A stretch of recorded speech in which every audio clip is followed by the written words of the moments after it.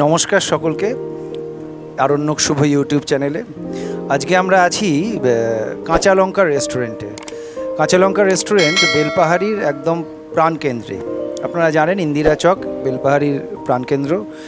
সেখানে কাঁচা লঙ্কা যে রেস্টুরেন্ট, তার কর্ণধার বিধান দেবনাথকে আজকে আমরা পেয়েছি। বিধানদা আমার পূর্ব পরিচিত, তা সেই সূত্র ধরে আমরা কিছু প্রশ্ন ওনাকে করব এবং জানতে চাইছি আর কি। বেসিক্যালি ধরুন, কাঁচা লঙ্কা নামটা কেন দিল, তারপরে বিধানদা ছিল পুরোপুরি শহুরে একটা মানুষ, হঠাৎ সব কিছু ছেড়ে দিয়ে সপরিবারে কেন উনি এখানে স্থিতি হলেন, এবং বিধানদার আরও একটি পরিচয় হচ্ছে উনি সাহিত্য অনুরাগী, এবং এই সাহিত্য অনুরাগ থেকে উনি একটি লিটল ম্যাগাজিন বের করেন, নাম ডুংরি, সেটাও জানবো। তা বিধানদা, প্রথমে বলুন আপনি কেমন আছেন? হ্যাঁ, অত্যন্ত ভালো আছি। হ্যাঁ, আর যে প্রশ্নগুলো আসলে করলেন যে কাঁচা লঙ্কাটা কেন নাম দেওয়া হলো, আসলে এর পিছনে খুব বেশি ভাবনা চিন্তা কাজ করেনি। আসলে ছোটোবেলা থেকেই ভাতের সাথে আমার মনে আছে ভাত এবং লঙ্কা হলেই আমার হয়ে যায়, তো সেটা খুব খেতাম আগে ছোটোবেলা থেকে। তারপরে যখন চাকরি বাকরি ছাড়ার পরে সিদ্ধান্ত হলো যে না, এই অঞ্চলে একটা রেস্টুরেন্ট করবো, নাম কি হতে পারে। তো দেখেছি সাধারণ বাঙালি ঘরে রান্না করতে গেলে কেউ যদি বাজার করতে যায় দেখতো সব কিছু বলতো, স্পেশালি বললো বাজার থেকে কাঁচা লঙ্কার জন্য আনতে ভুলো না। তখন তো কাঁচা লঙ্কা নামটা তো হতে পারে, যে তাহলে অনেকগুলো নামও ভেবেছিলাম যে মশলাপাতি দিয়ে, কিন্তু শেষ পর্যন্ত কাঁচা লঙ্কাটা ঠিক করা হলো। আর দ্বিতীয়ত হচ্ছে যে চাকরি টাকরি করার ইচ্ছা আগাগোড়ায় ছিল না, ছোটোবেলা থেকেই বাগানে ঘুরতাম, যার ফলে ছোটোবেলায় নাম ছিল বাগানে, বাগানে বলেই ডাকতো খ্যাপাতো অনেকে। আর কলেজ লাইফে বা স্কুল লাইফে বাইসাইকেল নিয়ে প্রচণ্ডভাবে ঘোরার নেশা ছিল, যার এবং কলেজ লাইফে বন্ধুদের নিয়ে সাইকেলে আমরা ওয়েস্ট বেঙ্গলে দক্ষিণবঙ্গটা টোটালটাই আমরা চষে বেড়াই। তার মধ্যে অন্যতম ছিল এই জঙ্গলমহল, বিশেষ করে বাঁকুড়া, পুরুলিয়া, তখন অবিভক্ত মেদিনীপুরের বেশি এই পাহাড়ি এই অঞ্চলটা, ঝিলিমিলি, খাতড়া, এই জায়গাগুলো তখনই মানে যে বিউটি, যে জঙ্গলে যে প্রকৃতি এবং পাহাড়ি যে প্রকৃতি, এটা অত্যন্ত মন ছুঁয়ে গেছে, আকৃষ্ট করেছিল। এবং তারপর ওটা সিদ্ধান্ত নিয়েছিলাম যে সারা পৃথিবীতে সাইকেল নিয়ে বেরিয়ে যাব ঘুরতে। তো সেই আশাটা পূর্ণ হয়নি। ওয়েস্ট বেঙ্গলে বিভিন্ন জায়গায় হয়েছে, পরিচিত বন্ধুদের মধ্যে একজন তো বেরিয়েই গেছে সারা পৃথিবী ঘুরতে, সোমেন দেবনাথ, 17 বছর ধরে ঘুরছে। তো এইগুলো ঘটেছে। মানে বিধান দেবনাথ, সোমেন দেবনাথ কোনো কানেকশন? না, সে অর্থে কোনো কানেকশান সেরকম নেই। হ্যাঁ, কানেকশান বলতে জাস্ট পরিচিত বন্ধুদের থ্রু দিয়ে যখন সাইকেলে ঘুরছি। অ্যাকচুয়ালি দু চাকায় দুনিয়া বিমল মুখার্জির, হ্যাঁ কাকতালি, দু চাকায় দুনিয়া বিমল মুখার্জি ছোটোবেলায় পড়েছিলাম। আর তারপর রাহুল সংস্কৃতায়নে ভবঘুরে শাস্ত্র, সেইগুলো মানে বলা যেতে পারে ঘর থেকে বের করতে সাহায্য করেছে। এবার কলকাতার দিকে খুব বেশি পছন্দ হয়নি কখনো, কিন্তু পড়াশোনার সূত্রে কলকাতায় থাকতে হয়েছে। কলকাতার অলিগলি রাত বিরাত ঘুরেছি। এবার চাকরি ছাড়ার পরে এবার পেটের জন্য তো কিছু করতে হবে, শখ ছিল রান্না টান্না করা। আর এইদিকে 2008 সাল থেকে আমাদের বন্ধুবান্ধবরা মিলে মিশনে যারা পড়াশোনা করতাম তাদের সবর বিরোধ দিনে একটা কাজ শুরু হয়। সেই সূত্র থেকে পরবর্তীকালে এখানে আসা যাওয়া শুরু হলো, এবং তখন বিস্তীর্ণ পায়ে হেঁটে বাইকে এই বেলপাহাড়ি, ঘাটশিলা, হাজারিবাগ, রাঁচি, চান্ডিল, ওইদিকে ময়ূরভঞ্জের বারিপাদা, এই বিস্তীর্ণ অঞ্চলে এত ঘোরা হয়েছে যে মনে হয়েছে যে একটা প্রবাবিলিটি আছে। তো এখানেই শুরু করা হলো, এবং রেস্টুরেন্ট পরীক্ষামূলকভাবে শুরু করা হলো, নামও দেওয়া হলো কাঁচা লঙ্কা। আর পরিবার খুব সঙ্গ দিয়েছে, ওরা খুব ভালোবাসতো আর কি ঘুরতে। হ্যাঁ, এই আচ্ছা, আর ডুংরিটা কি করে বল? ডুংরিটা আসলে ছোটোবেলা থেকে কলেজ স্কুল জীবন থেকেই লেখালেখি করতাম। স্কুলে আমরা বা যেটাকে স্কুল ম্যাগাজিন বলে, বিদ্যালয় পত্রিকা, ওয়াল ম্যাগাজিন, সেগুলো করেছি। পরবর্তী কলেজে গিয়ে আমরা আমাদের গ্রাম থেকে একটা লিটল ম্যাগাজিন প্রকাশ করতাম, উন্মেষ সাহিত্য পত্রিকা। সেই সূত্র ধরে বাংলা সাহিত্য জগতের প্রচুর মানুষের সাথে যোগাযোগ হয়েছে। এবার এখানে আসার পরে দেখলাম যে সেগুলো করতাম সাহিত্য নির্ভর, মনে হয় কবিতা বা গল্প। এবার করতে গিয়ে দেখি যে কবিতা বা গল্প ওরিয়েন্টেড ম্যাগাজিন বিক্রি বলতে ঠেলে ঠেলেও বিক্রি হতো না। কিন্তু এদিকে এসে এত প্রবল সম্ভাবনা, বিশেষ করে এখানে হপন মাঝি বলে একজন ভদ্রলোক ছিলেন, যাকে এই অঞ্চলের এনসাইক্লোপিডিয়া বলা হয়। ছত্রমোহন মাহাতো একজন আছেন। এই মানুষ খুব বিষয়গুলো, এই অঞ্চলের যে ইতিহাস, প্রাচীন যে ইতিহাস, সেইগুলো যখন বলতেন তখন নেশা লেগে যেত। সেই সূত্র ধরে স্থানীয় বেশ কয়েকজন শিক্ষক আছেন, সজল মণ্ডল আছেন, অরূপ ঘোষ আছেন, কলহন্দা আছেন, এবং আরও বেশ কিছু সাহিত্য অনুরাগী মানুষ ঠিক করা হলো যে গবেষণাধর্মী এই অঞ্চলের বা আঞ্চলিক ইতিহাস, খাদ্যাভ্যাস, জীবনযাপন, এইগুলোর প্রতি মানুষের, আমার যেরকম কৌতূহল ছিল সেরকম এই অঞ্চলে যে সমস্ত মানুষ আসেন তাদেরও কৌতূহল আছে। সেই সূত্র ধরেই এই ডুংরি পত্রিকার অবতারণা হলো আর কি। নামটা ডুংরি পছন্দ করলেন কেন? হ্যাঁ, ডুংরির নামটার পিছনে এটাই কারণ, এই অঞ্চলে যে মানুষের বসবাস, জীবনযাপন, আমরা শরণাতীত কাল থেকেই দেখছি যে এই অঞ্চলের জঙ্গল এবং পাহাড় কেন্দ্রিক। পাহাড় বলতে ছোটোখাটো যে পাহাড়গুলো বলা হয়, যেগুলো আমরা টিলা বলি, এই অঞ্চলের মানুষ এইগুলোকে ডুংরি বলে। এবার বেশ কিছু ডুংরি আছে যেখানে যার পাশে মনুষ্য বসবাস, সেটা ডি ডুংরি বলে, তার থেকে ছোট টাইর বলে, এবং তার থেকে উঁচু পাহাড়গুলো বলে। এবং তাদের জীবনযাপন, খাদ্যাভ্যাস, তাদের আচার অনুষ্ঠান, তাদের নাচ, তাদের বিবাহ, তাদের জীবনের সাথে জড়িত জন্ম থেকে মৃত্যু পর্যন্ত সমস্ত কিছুই এই ডুংরি বা পাহাড় কেন্দ্রিক। এবার পাহাড় তো কমন নাম, খুব উঁচু পাহাড়, এবং টাইর যেটাকে ছোট, তার মিডিলে হচ্ছে ডুংরি। এবং কম বেশি ডুংরিতে দেখবো এখানে যে জাহের থান, গরাম থান বা পুজোর একটা থান আছে। তো সেই সূত্রে মনে হলো, যেহেতু আমাদের এই পত্রিকা যেহেতু গবেষণাধর্মী রিলেটেড, তো এই নামটা এদের জীবনযাপনের সাথে জড়িয়ে আছে, এই নামটাই অ্যাপ্রোপ্রিয়েট হবে বলে মনে হলো। তো এটাই নাম ঠিক করা হলো। আর এখানে শুনেছি আস্থাজুড়ি, তামাজুড়ি নামে বেশ কিছু গ্রাম আছে যেখানে আর কি আপনার তাম্রযুগের রক্তের ধারা এখনো বয়ে চলে সেই মানুষরা, এটা নিয়ে কিছু বলুন। হ্যাঁ, শুধু রক্তের ধারা নয়, সবথেকে বড় জিনিস হচ্ছে যে আমরা জানি যে হোমোসেফিয়েন্স যেটাকে বলি, আধুনিক মানব সভ্যতার হোমোসেফিয়েন্সের উৎপত্তি হচ্ছে, বলছে যে উত্তর আফ্রিকা থেকে প্রায় 3 লক্ষ বছর আগে। এবার এই 3 লক্ষ বছরের মধ্যে একাধিকবার পৃথিবী আইস যুগে পরিণত হয়েছে, হ্যাঁ, হিম যুগে পরিণত হয়েছে। এবার সেই হিম যুগের মানুষ তার বসবাস করা, জীবন রক্ষার তাগিদে যেখানে বরফ নেই সেই সমস্ত জায়গাতে যাওয়ার চেষ্টা করেছে, যার ফলে মাইগ্রেশন তৈরি হয়েছে কোস্টাল দিক বরাবর। এটা সুবিশাল ইতিহাস। আমরা লাস্ট দেখতে পাই আজ থেকে প্রায় 55 থেকে 65 হাজার বছর আগে।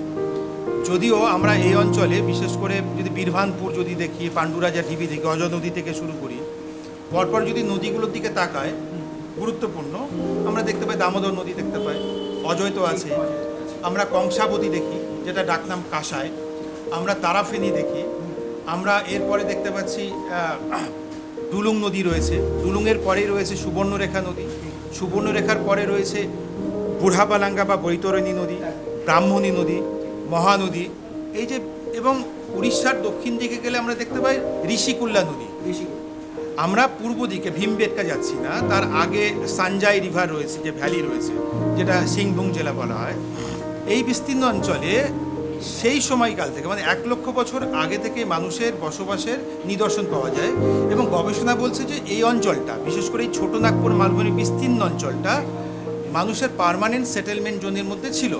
সারা পৃথিবী যখন হিমযুগে পরিণত হয়েছে, হিমযুগে পরিণত হওয়ার ফলে আমরা দেখেছি পুরো সাহারা মরুভূমিটা এখন গাছপালা নেই, মরুভূমিতে পরিণত হয়েছে, থর থেকে শুরু করে টোটালটাই।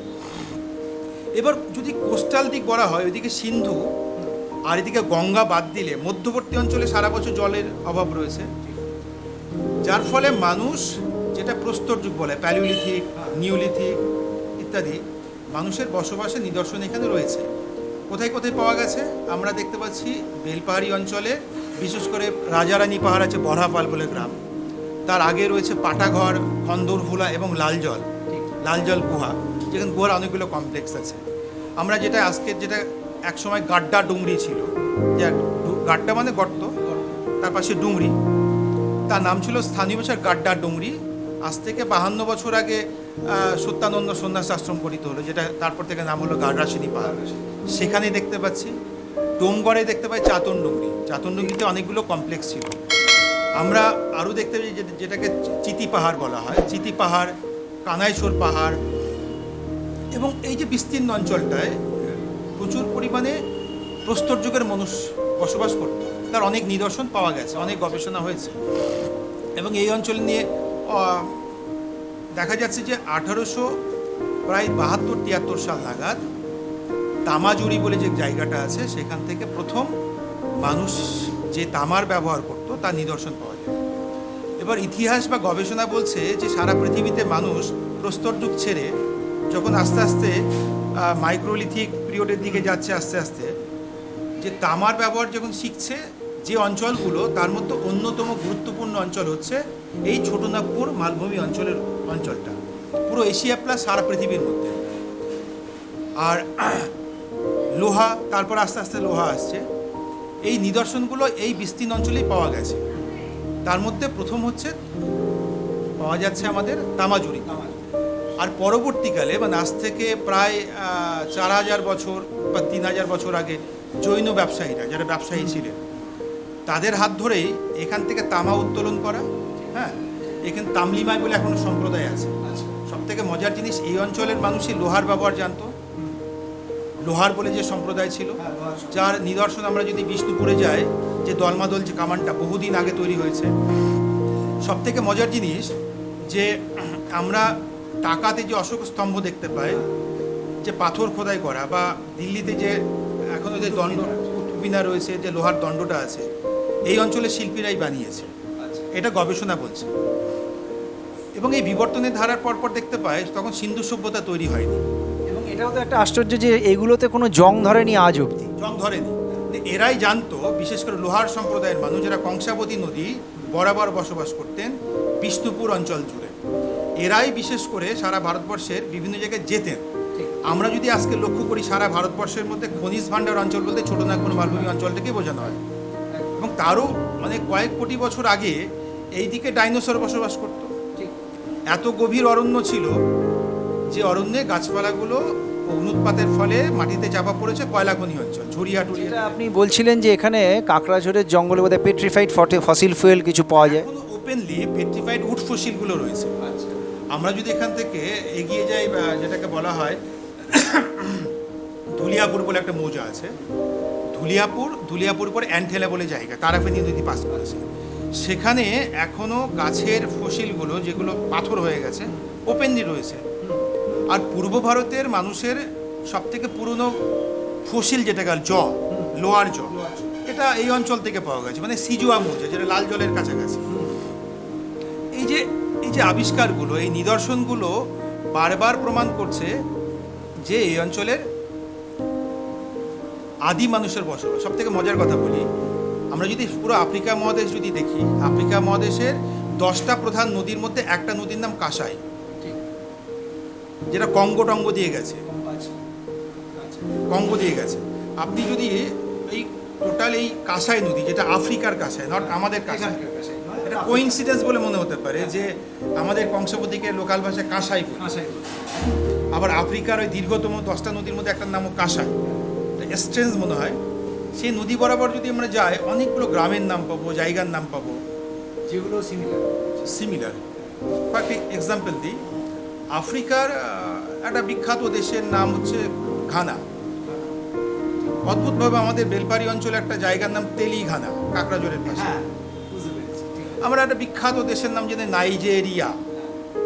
স্পেলিংটা যদি পাশাপাশি রেখে দেখা যায়, আমরা দেখতে পাই চাকাডোবার পরে যে জায়গাটা নেগুরিয়া। হ্যাঁ, আমরা আফ্রিকার একটা বিখ্যাত শহরের নাম পাই ওদোচুয়া, ওদলচুয়া। আমরা অদ্ভুতভাবে লক্ষ্য করে দেখতে পাই যে তার পাশাপাশি একটা বিশাল দেশ আছে, তার নাম হাইতি, রাজধানীর নাম হাতি। অথচ মজার জিনিস হচ্ছে এই অঞ্চলে হাতি তো স্বাভাবিকভাবে, পৃথিবীর যে অঞ্চলের মানুষ প্রথম হাতিকে বশ বানালো, নিজের কাজে প্রয়োজন ব্যবহার করলো, পৃথিবীর প্রাচীনতম যে হস্তিমঙ্গল যে গ্রন্থ রচিত হলো, এই অঞ্চলে এগুলো আমরা দেখতে পাই। এবং এই অঞ্চলের গজদি অসংখ্য নাম আছে, গজডুংরি, গজশিমুল, গজগিরি, গজ পাথর। অদ্ভুতভাবে মিশরের দিকেও যদি দেখি, মিশরে পিরামিড তৈরি হয়েছে। পিরামিড তৈরি যে সমস্ত শ্রমিক যারা ছিলেন, তারা বলা হয় এই অঞ্চল থেকেই গেছে। এবং সেই সভ্যতা বিকাশের ক্ষেত্রে এই অঞ্চলের মানুষের বিশাল অবদান আছে। হ্যাঁ, সে পরে আসছি। তো দেখি যে গিজা বিখ্যাত, পৃথিবী বিখ্যাত এটা গিজা, আর অথচ গজ। আবার আস্তে আস্তে দেখতে পাই যে মহাভারতের যুগে থেকে হস্তিনাপুর পাই, হস্তির সাথে যুক্ত পাই আমরা, সুলতান মাহমুদ পাই গজনী, তারপরে গিজা হচ্ছে। বাঙালিরা মাছ খেতে ভালোবাসে, মাছকে মৎস্য বলি, মাছ বলি। মজার জিনিস লক্ষ্য করুন যে এখান থেকে গিয়ে মানুষগুলো, তার আগে একটু বলে নিই যে হরপ্পা মহেঞ্জোদারো সভ্যতার যে নদীগুলো পাওয়া গেছে, ঘরঘোড়া বলে একটা নদী আছে, হ্যাঁ তাই না? আবার আমরা এখান থেকে ঘাগরা, অদ্ভুত হরপ্পা, আবার এখানে মানুষ বলেন হরপাবান, অদ্ভুত। আমরা যদি দেখি যে ব্রহ্মার মায়ের নাম হচ্ছে হুদহুদি, হদ্রা, হদহুদিয়ে যাওয়া। আবার মাছ থেকে আস্তে আস্তে দেখছে মেসোপটেমিয়া, মেসিডন। আবার আফ্রিকার নদীর নাম নীল, নীল তো বাঙালি নাম। আবার এখানে তারাফিন, তারা তো কালী। হ্যাঁ, আমরা দেখি যে উপরের দিকে যদি দেখেন এই অঞ্চলের মানুষ ঘোড়া, বাঁকুড়ার ঘোড়া খুব বিখ্যাত, আর হাতি, যে এটা রিভার্স মাইগ্রেশনের ফল। অশ্ব নিয়ে এসছে, ঘোড়াটা এতে যুক্ত হয়ে গেছে। সব থেকে মজার দিন, অশ্ব থেকে এশিয়া শব্দটা এসছে। অশ্ব থেকে এশিয়া। আমরা আর্যদের কথা পাই, আর্যদের যদি জেনেটিক গডফাদার যদি ধরা হয়, যে বলা হয়ে থাকে যে লাদাখ অঞ্চলের যে প্রিমিটিভ মানুষগুলো আছে তাদের। আবার পরবর্তীকালে দেখছি যে অনেকে ঐতিহাসিক বলেন এশিয়া মাইনর উপত্যকা থেকে আসে, মিন থেকে মাইনর, মিনোয়া সভ্যতা। হ্যাঁ, পৃথিবীর প্রাচীনতম যে নিদর্শন পাওয়া গডকালি, মানে গডেকলি, টিরানের ওই অঞ্চলে। এই অঞ্চলেরও যে তীর, মানে তীর দিয়ে শিকার করতো, তীর থেকে টাইগার কথাটা এসছে। টাইগ্রিস, ইউফ্রেটিস, মেসোপটেমিয়া, হ্যাঁ বাগদাদ, কোইন্সিডেন্স বলে মনে হতে পারে। তো এই যে সভ্যতার বিকাশের এই যে ধারার বিভিন্ন পর্বগুলো পর সেগুলো আমরা দেখতে পাই। এবং আমরা যদি লক্ষ্য করি যে আলেকজান্ডার যেখান থেকে মেসিডন থেকে এখনও ওখানকার মানে গ্রিসের দক্ষিণ দিকের অসংখ্য জায়গার নাম কালি দিয়ে শুরু হয়েছে। কালিথিয়া, কালিয়াম, কালি। আবার দেখে মিশরের ক্ষেত্রে দেখি যে ক্লিওপেট্রা ইজ ফেমাস। তো এরকম নয় তো যে কালির প্রিয় পাত্র, এরকম সামথিং হতেই পারে, রিলেটেড টু দ্যাট। আবার কালীমাতা বলে জায়গা আছে, মেক্সিকোতেও দেখছি কালীমাতা বলে একটা পরিষ্কার বিশাল বড় জায়গা আছে। যার ফলে এই জায়গাগুলোর সাথে এই অঞ্চলের মানুষের প্রিমিটিভ যে লিঙ্ক, যোগাযোগের ক্ষেত্রে দেখা যায়। এবং এখানে কয়েক হাজার বছর ধরে পার্মানেন্টলি মানুষ বসবাস করছে, যার ফলে সারা পৃথিবীর বিভিন্ন মানুষের এখানে একটা গেটওয়ে ধরে নিন। মানুষ এখান থেকে এলেন, এসে আস্তে আস্তে এগিয়ে যাচ্ছে নর্থ ইস্টে দিয়ে চীনের দিকে যাচ্ছে, মালয়, সুমাত্রা, কম্বোডিয়া দিয়ে নিউজিল্যান্ড, অস্ট্রেলিয়া যাচ্ছে। এখান দিয়ে মানুষ পায়ে হেঁটে চলে যাচ্ছে কোথায়? আন্দামান নিকোবর দ্বীপপুঞ্জে। যার ফলে জেনেটিক্যালি যে গবেষণা চলছে তার মধ্যে এই অঞ্চলটা সারা পৃথিবীর অ্যানথ্রোপোলজিস্টের কাছে খুব গুরুত্বপূর্ণ। এই গত 4 বছর আমি দেখেছি আমেরিকা থেকে, অস্ট্রেলিয়া থেকে, জাপান থেকে, অ্যানথ্রোপোলজি ডিপার্টমেন্ট থেকে, জিওফিজিক্সের ডিপার্টমেন্ট থেকে, লিঙ্গুইস্টিক থেকে প্রচুর মানুষ এসছে। আর একটা কথা বলি, এই অঞ্চলে যে জাতিগোষ্ঠীর মধ্যে সব থেকে বেশি এগিয়ে আছে তাদের বলে কুর্মি সম্প্রদায়। হ্যাঁ, তাদের ভাষার নাম কুরমালি। মালি বলে যে দেশ আফ্রিকার, তার সব থেকে প্রিমিটিভ যে ট্রাইবস পায় কার্মা ট্রাইবস।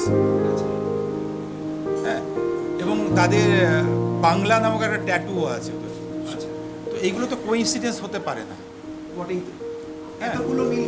এতগুলো মিল কি করে সম্ভব হয়?